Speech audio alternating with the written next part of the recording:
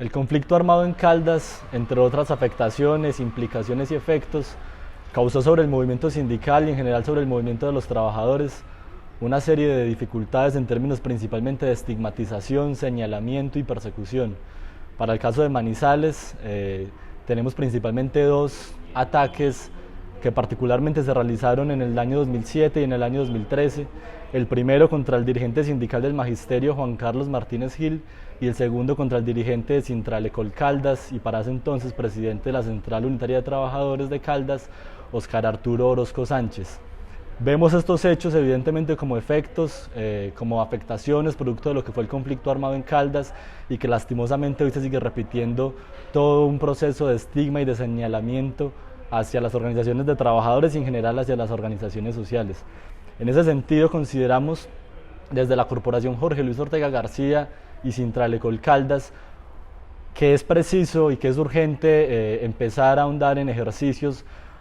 como los que ha propuesto la Escuela Nacional Sindical en términos de la Agenda Laboral y Sindical para la Paz. Creemos que Caldas se debe sumar a las iniciativas de Agenda Sindical para la Paz, que contempla principalmente 4 puntos en términos del conflicto armado. El primero es que creemos que es urgente la implementación del acuerdo de paz, principalmente lo que tiene que ver con el punto 2 de participación política, referido a las garantías para el movimiento social y en específico para el movimiento de los trabajadores. En segundo lugar, creemos que parte, digamos, de la debilidad que hoy sufre el movimiento sindical y de trabajadores se debe precisamente a todo ese señalamiento y esa estigmatización que dejó el conflicto armado y que en ese sentido un elemento que debe ir en vías de fortalecer y de superar ese conflicto pasa también por volver a fortalecer la democracia y a fortalecer, digamos,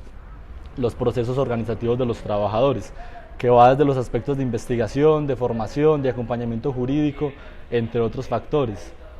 Creemos en ese sentido que debe haber una promoción del diálogo social entre las empresas y en los lugares de trabajo. Proponemos un pacto entre los empresarios de Caldas y las organizaciones de trabajadores con el fin de sentar las bases para establecer acuerdos de respeto básicos, acuerdos que permitan llegar a consensos frente a las cuestiones laborales en los lugares de trabajo y que permitan de este modo empezar a superar los niveles de intolerancia y de violencia antisindical. Igualmente, y como en tercer punto, planteamos que debe haber un fortalecimiento institucional que permita el acceso a la justicia. Consideramos que las relaciones laborales hoy en Colombia